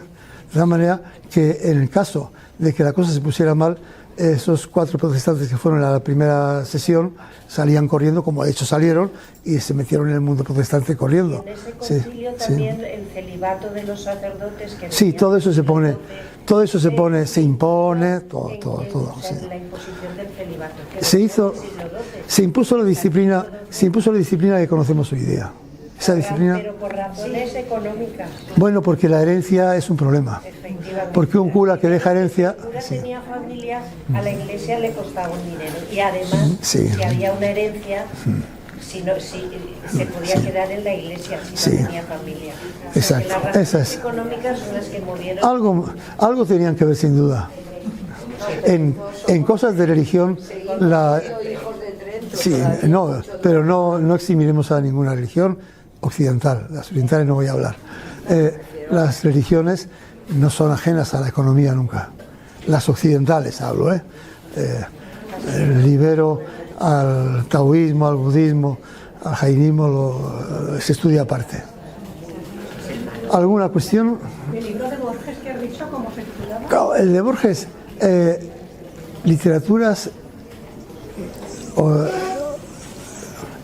vaya, pues no lo sé, pero lo puedo decir la semana que viene. Tendría que mirarlo, por no ponerme a buscarlo ahora. Esta bibliografía lo apuntaré para decirlo la semana que viene, decir las dos cosas. Alejo Carpentier puede ser que sea El siglo de las luces. No. El siglo de luces es una obra magnífica, pero no, este es un librito pequeño, muy sencillo. Es un chiste, en realidad, pero es un gran libro, por lo bien que describe esa época. Sí, voy a mirarlo. Lo apuntaré, porque no me acordaré, si no... Aquí luego al llegar a casa todo el mundo se va a poner loco a buscar cositas que queráis preguntar o opinar algo. Bueno, se ha hecho muy tarde. Las personas... Ay, mira, Lola sí te quiere preguntar. Una pregunta por aquí. Muy bien, sí. La liturgia católica de la misa actual, o bueno, la que conocemos ahora, aunque fue modificada en el Concilio Vaticano. Sí. Eso que con la hostia, el vino, todo eso, no. ¿viene de Trento y ya existe? No, hay que decir que la liturgia católica romana no es la liturgia católica, no solo es la romana. La Iglesia católica tiene también rito oriental. El rito oriental se comulga con pan y vino todos los fieles. El pan es un trocito de pan, no es un panácimo. La liturgia oriental es idéntica en gran parte a la liturgia ortodoxa, que no es católica, romana, y es muy diferente de la liturgia católica occidental. Sí, lo que pasa es que Trento impone unas normas rígidas, absolutamente. Lo que impone es que el pan y el vino son carne y sangre. Eso es lo que impone. Ese es el término. Es el término. Cuando se tomaba el pan y el vino era una forma de confraternizar. Pues no estaba claro. No estaba claro. O sea, que tomar carne, como dogma es Trento. Como dogma es Trento. Y date cuenta que las versiones traducidas de las Biblias, llegado un momento determinado, después de Trento, las publicaciones de la misma ya meten frases que luego nos han introducido en el cole desde pequeñitos. Ya, pero la liturgia de la misa no tiene nada que ver con el Evangelio ni con la Biblia. Y el dogma de que Jesús... Pero ya digo que la liturgia, no olvidemos, la liturgia romana no es la única de la Iglesia Católica. La Iglesia Católica tiene bastante diferentes liturgias. Pues es que... Bueno, es que el asunto es un poco difuso. Yo es que en esos temas, si se entra, es para entrar en serio. No, el que sea sangre y cuerpo y todo eso tiene un significado no simbólico, pero tampoco un significado literal. Tiene un significado místico. Y eso no entramos en ello. No entramos en esa cuestión porque es de un Cristo místico, es un Cristo universal, del cuerpo de la Iglesia. Es otro tipo de tema y yo me gusta hablar de filosofía, pero de religión me interesa, pero me gusta menos. No es tanto lo mío. Me atrae más la filosofía que Aunque si queréis otro año hacemos un curso de religión. Yo no quiero entrar. Para no dejarle con la duda. Sí. Para no dejarle con la duda. Sí. Jesucristo dijo que recordaran que Él iba a morir por todos. Por todos, eso es. Que coma del cuerpo de Cristo, que se me va la sangre. No, recordar que yo voy a morir por vosotros. Recordatorio, solo un recuerdo. Entonces, lo que hace la misa no es correcto para mí. Bueno, lo que pasa es que Trento dice, todo fiel cristiano debe tragarse esto literal y no pensar. No pensar. Es así, es así. Yo soy protestante y la tomo una vez al mes. Sí, bien. Sí, pero... Lo tomo como recuerdo. Claro. Sí, claro, es así. Sí, no, hay una gran variedad. Y además los ritos orientales, católicos romanos, católicos, pero orientales, son muy diferentes, ¿eh? Hay una gran diferencia. Entre las cosas porque el cura consagra en un tabernáculo cerrado, como en las misas ortodoxas, ¿eh? No junto al pueblo, ¿eh? En fin, no voy a entrar en liturgia. Y luego otra cosa, lo de la Trinidad también lo tengo claro, ¿eh? Usted Sí, no lo claro. tiene claro, pero yo lo tengo claro. Porque Sí. Jesucristo nombró al Padre y nombró al Espíritu Santo. Al Padre lo nombraba constantemente y al Espíritu Santo lo nombró cuando subió.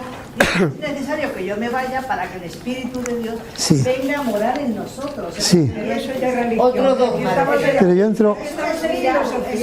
Pero sí, tienes razón, pero... tienes razón, pero yo entro en lo que es la herencia griega, en la cual el nous, el alma universal, es previa al cristianismo. El cristianismo hereda esa idea. Esa idea en los 2 primeros siglos no aparece en ningún lado, ¿eh? En ningún lado. Es posterior. Nace, no exactamente, ¿eh? No exactamente los evangelios, pero sí que diré que esa idea, ese mundo del alma universal, de la cual emanan las almas de las personas, de cada cosa, de cada persona, esa idea es previa y es helenismo, griega, es puro mundo griego, inserto en la tradición que ya en el siglo II es una mezcla de judaísmo y helenismo, con una gran presencia de ideas persas, ¿eh? Que es lo que se va conformando. Eso... Nosotros somos espíritu, cuando nos morimos, lo que se queda es el espíritu. Bueno, eso yo no lo discuto. No lo discuto. Pero, eso es lo que que además hace muchos años, cuando yo lo conocí en Robella, ya nos hizo en la Universidad Popular de Robella unas navidades, una historia sobre el cristianismo. Sí, sobre el cristianismo explicamos ahora. Menuda evolución. Porque eso es para escucharlo. Yo me enteré de cosas que vienen de los griegos, las imágenes. Es la por eso más sincrética que hay. Sí, pero yo no discuto, ¿no? Pero yo no discuto las creencias cristianas y católicas, no las discuto. Lo que yo intento es explicar, que yo no discuto y además todas son respetables dentro de todo, pero yo lo que intento es explicar el origen helenístico, judío y persa de un mundo de tradiciones que hoy es nuestro. Pero no las discuto, no digo si son correctas o incorrectas, yo lo ignoro totalmente. Yo lo que digo es que para entender nuestro mundo conviene entender que hemos heredado de Grecia, de Roma, del mundo judío, del mundo persa. Bueno, los griegos en el siglo II van adquiriendo ese mundo de los judíos y de Persia, no de Egipto, porque los griegos desde los tiempos de Heródoto saben que su pensamiento, su cultura, es heredera de Egipto, que Egipto es la madre de la cultura griega, y por lo tanto no vuelven a Egipto, nacen de Egipto. Eso es, el mundo griego nace en Egipto, y los sabios griegos han estudiado Egipto. Por eso crean la filosofía griega. Por eso cuando en el siglo II se imbrican las culturas que hay en la época, no se imbrica la egipcia, porque ya está. Salvo en un detalle, la cruz no es un símbolo de los cristianos hasta el siglo IV. Es un símbolo egipcio. Ojo. Constantino la trajo también. Sí. La historia de Constantino, contada por... bueno, la historia de Constantino es muy interesante, pero no vamos a entrar en ella. Es interesantísima. Tanto... A ver, yo querría saber varias cosas. Aparte de que estoy completamente yo también convencida de que nuestra cultura es egipcia, griega y de un montón sí. de sitios, y sí. que ha sido mezclese y luego distribúyase sí. en aerosol, sí. Aerosol no. ¿En él? ¿En él? A ver, no, te quería preguntar una cosa. ¿Cuáles de todas estas cosas están sancionadas por la Iglesia con esa sanción terrible que es excomunión y patatín y patatán? Ni idea. No tengo ni idea. Porque las cosas que... O sea, de dogma puedo intentar entender algunas cosas. De liturgia he leído alguna cosa y he conocido a alguna gente. Pero ya de la parte esa positiva, de derecho sí. Que marcaba y tal. Yo no sé si desde Trento hasta el Concilio Vaticano II se han promulgado más sanciones o más... Hombre, sí, hay uno. El Concilio Vaticano I decretó un dogma, sí, son dogmas. Pero vamos, no entro en ese aspecto porque de derecho canónico no tengo ni idea. De derecho canónico ni idea, ¿eh? Sí, pero es que además, en mi caso tengo una ventaja, es que además no me interesa. Sí, por favor. Sí. Sobre Cervantes. Muy bien.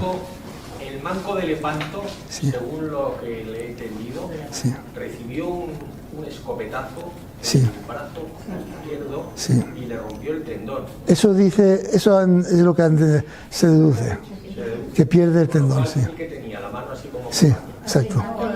Sí, de hecho hay una anécdota, hay una cosa que han estudiado algunos estudiosos, que es cuál es ese segundo apellido Saavedra, que no es suyo, y de dónde ha salido. Y bueno, eso dicen algunos, pero hay un par de historiadores hispanistas árabes, varios, que han dicho que es una raíz árabe, que yo no puedo reproducir, Saavedra, muy parecida, que quiere decir el que tiene la mano muerta. Y luego una otra apreciación sobre el rey Felipe II. Ha comentado usted que murió en el 92. Sí. Creo sí, 92, sí. 92, sí, 92. ¿He dicho 98? Ha dicho 92. He dicho 92. Pero creo que es el 98. 98, sí. No, a ver. También ha hecho una no me acuerdo. pregunta que lo pudiera ser para una conferencia. Sí. Porque ha comentado el desastre de la Gran Armada. Sí, sí. Eso podría usted estudiar Lo conté la vez pasada, el día pasado un poco. Ya dije, claro, pero está grabado. Está grabado, sí. Con lo que, sí. Como tiene que volver, lo que podemos hablar. Sí, en el año 63, si no me equivoco, Felipe II prohíbe a los españoles, a los castellanos y a los aragoneses salir a estudiar al extranjero. A partir de ese año, la ciencia decae. Y en un informe posterior a la batalla de Lepanto, a la Armada Invencible, hay un informe que leo en el cual dice el que lo hace que se ha perdido porque nuestros barcos han quedado muy atrasados, porque son grandes galeones de mucho peso que son difíciles de maniobrar, mientras que los barcos británicos maniobran muy fácilmente y son mucho más rápidos. Y que por eso nuestros galeones son incapaces, aunque tengan una gran artillería, de enfrentarse con éxito a unos barcos británicos que nos rodean y nos mueven con más facilidad. Eso dice un informe de la época, ¿eh? Eso es lo que en el siglo XVIII, a nivel náutico, sí. lo que comentará, sí. en la siguiente conferencia, no sé si la siguiente, la otra. final del 18. Ahí el mundo náutico, o sea, hombre, hay un tipo extraordinario que es Jorge Juan y Santa Cilia, que se va, de los muchos extraordinarios, uno de los primeros masones españoles, porque se hace masón en América con 19 años, junto a su amigo Ulloa, y en la expedición francesa que va a medir el meridiano, y dedica, no me acuerdo cuántos, pero quizá 5, 6, 7 años a ser espía en Inglaterra.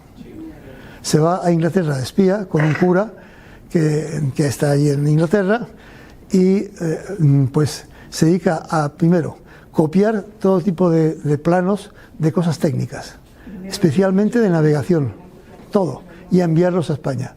Y por otra parte se dedica a contratar gente experta clandestinamente, que los embarca clandestinamente para que vengan a trabajar también a España.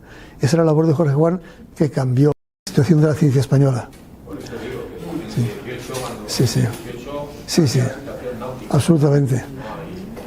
La gran colección que reunió Jorge Juan de instrumentos de ciencia, enorme, se conservó hasta los años 40 en lo que era el Seminario de Nobles de Madrid, que pasó a ser el Instituto San Isidro, estaba todo ahí. Y después de la guerra, alguien dijo, pero todos estos cacharros viejos que hacen aquí, y los tiraron a la basura. Los tiraron a la basura, auténtico, entera la colección, a la basura. Sí. Año... Una apreciación que vende a Madrid no sabía que se rompe de hoyos, sí, dramático. Sí. Es una calle muy importante en Madrid. Sí, y se ha puesto esa calle porque era el maestro de Cervantes. Fue el maestro de gramática de Cervantes. Sí. Siempre se aprende una cosa más. Y le tenía, y por lo que sabemos, le tenía en gran aprecio, porque en una cosa que hay que presentar, la presenta con un par de poesías de Cervantes, diciendo, este es bueno, y las incluye en una cosa que tenía que presentar. Le tenía en aprecio a Cervantes. O sea que la segunda parte de Quijote sí fue escrita por Cervantes. La segunda de verdad sí, la de mentira no. La de Avellaneda es escrita por un tal Avellaneda que dice, este debe ser aragonés, porque, ¿cómo dice? Porque pone, no sé qué detalle lingüístico, dice, así que este tiene que ser aragonés, no sé de dónde era Avellaneda. Pero esa es que es muy borde, porque Sancho es un tonto borracho, en fin, todo es ridículo. Y él se indigna cuando sabe que existe, se indigna. Y por eso escribe la segunda parte, que es, sin duda, la obra cumbre, porque realmente la segunda parte de Quijote es donde se cae uno. Sí, se queda uno. Ya prácticamente esa segunda parte ya es el final de su vida prácticamente. Bueno, aún escribe el Persiles, yo pienso que escribe el Persiles pensando que va a hacer lo mismo con ese esquema de cómo se hace una novela. Él no le llama todavía novela, eso es un concepto nuestro, sobre todo británico, muy posterior del siglo XVIII. Con ese esquema va a hacer otro libro, pero colectivo, en que en vez de haber dos personajes, es un coro. Y no le da tiempo, le sale mal. Uno lee el Persiles y es artificioso. El Persiles es un libro artificial.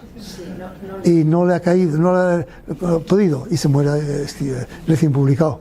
Pero le permite hacer ese prólogo, en mi opinión, escrito por él mismo, en una cosa que no ocurrió, en la que dice, oigan, todos estos tontos que se ríen mucho con el Quijote porque cuento sandeces, no se rían tanto. Estoy contando su vida, que es muy triste, ¿eh? Estoy hablando de ustedes, que viven en un mundo brutal. Mi personaje es virtuoso. Ustedes y su mundo, no. Sí, porque yo creo que la España del siglo XVI, apuntando el XVII, sí, la segunda mitad. Tiene muy poca diferencia a la época del Imperio Romano, que ha hecho la crueldad o tal, o igual, que era un poco salvaje. Bueno, no, en el Imperio Romano, sí, sí, pero el Imperio Romano era brutal en cuanto al poder. En cambio, en la época que estamos contando de Felipe II, es que se ha descompuesto todo el ideal y se ha creado un mundo en descomposición realmente. Cuando muere Felipe II, pues ha matado a su heredero años atrás, o ha inducido que es su muerte. Le queda un hijo, Felipe III, y la frase es brutal, pero muere diciendo, y en manos de este ha de quedar el imperio. Este no ha nacido para gobernar, sino para que le gobiernen. Con esa frase se dirige a su hijo. ¿Y es así? Es así, es así. Sí, sí, sí, sí, eso. Pero el desastre ya estaba hecho. El desastre lo había hecho él mismo. Al romper con todo el mundo. Porque su padre, el emperador Carlos, sabe que ha fracasado. Pero digamos que lo sabe dignamente. Sabe que ha fracasado, le ha cedido el imperio a su hermano sí es un hombre que es político y entiende que no hay más remedio que el que luego se hizo en Francia, Nantes, que es un reino, una religión, un reino, otra religión, y no pasa nada. No pasa nada. Si Baviera son católicos, pero Turingia son protestantes, no pasa nada, soy el rey de todos.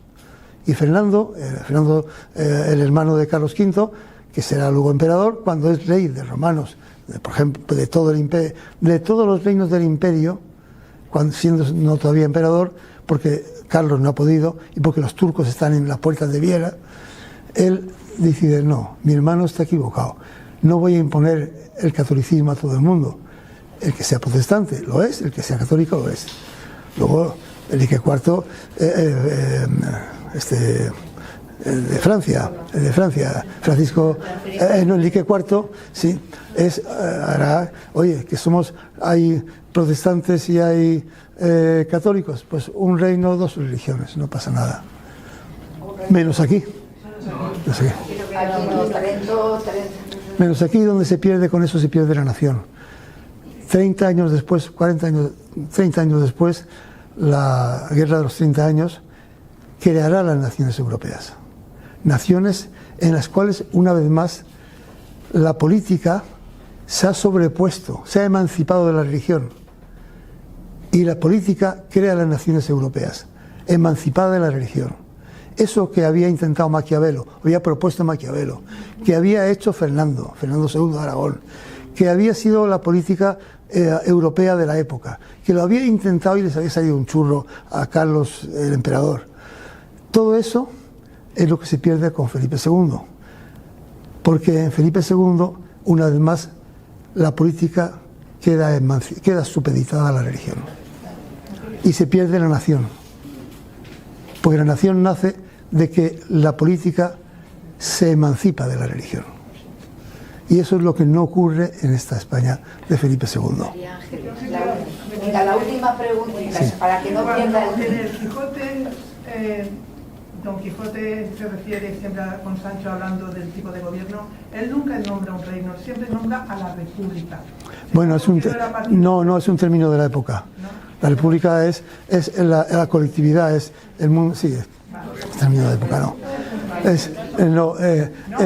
Era contrario a Felipe II, era su manera... Que era contrario a Felipe II, todos sospechamos que no le caía bien, pero lo más que llegó a decir fue lo del túmulo, lo más que llegó a decir.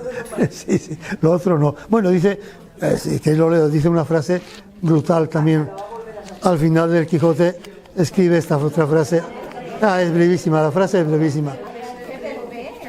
Dice al final del Quijote en un sitio, creo que al final del Quijote, creo que sí, al final del Quijote dice, no puedo leer.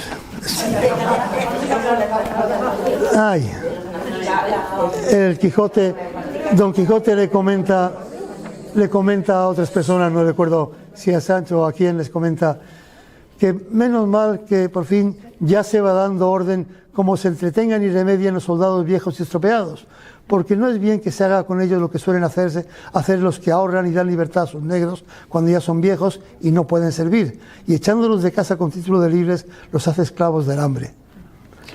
Eso es una ligera crítica a lo que se hacía con soldados viejos y estropeados como él. Ya, menos mal que ya se va dando orden de que se remedie.